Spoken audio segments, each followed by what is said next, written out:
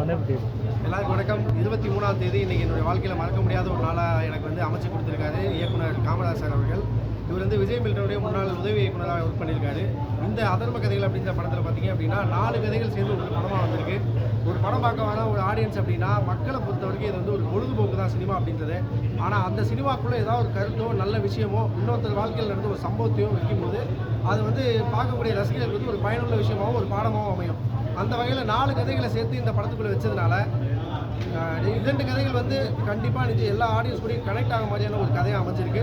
இதை 8 தோட்டாக்கள் வெற்றி அண்ணன் நடிச்சிருக்காரு, சாக்ஷி அகர்வால் நடிச்சிருக்காங்க, நம்ம அம்மு அபிராமி, பூராம் சார், இப்படி திவ்யா துரைசாமின்னு பல நட்சத்திரங்கள் இதில் சேர்ந்து ஒன்றா கை கோர்த்துருக்கோம்.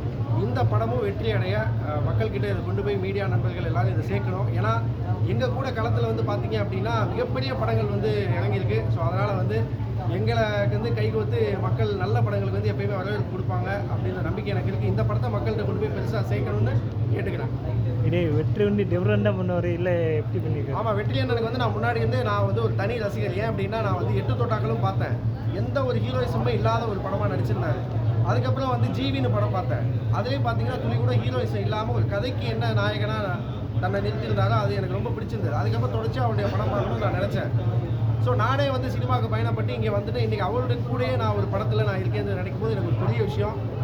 ஸோ வந்து சினிமா விரும்பக்கூடிய எல்லா ரசிகர்களுக்கு மத்தியில் நானும் ஒரு ரசிகராக இருந்து இன்றைக்கி வந்து நான் ஒரு நடிகராக இருக்கேன்றது எனக்கு ஒரு பெருமையாக இருக்குது. படத்தில் பிஜிஎம்ல எப்படி இருக்கு? புரியல. படம் பிஜிஎம் இதில் வந்து ஒரு கான்செப்டுக்கும் ஒரு ஒரு எடிட்டர், ஒரு ஒளிப்பதிவாளர், ஒரு லிரிக்ஸ் ரைட்டர்னு இப்போ நிறைய பேர் சேர்ந்து கை கோர்த்துருக்காங்க. ஸோ எல்லாருக்குமே இது வந்து ஒரு வாழ்க்கையாக இருக்குது. ஸோ இத்தனை பேர் கலைஞர்கள் சேர்ந்து ஒட்டுமொத்தமாக வேலை பார்த்தா ஒரு படம் 2 மணி நேரம் 10 நிமிஷம்னா அது இந்த படமாக தான் இருக்கும்னு நினைக்கிறேன். ஸோ தமிழ் படத்தில் இதுக்கு முன்னாடி வாடகை தாய் சம்மந்தப்பட்ட கதைகள் இதுக்கு முன்னாடி வந்ததே இல்லை.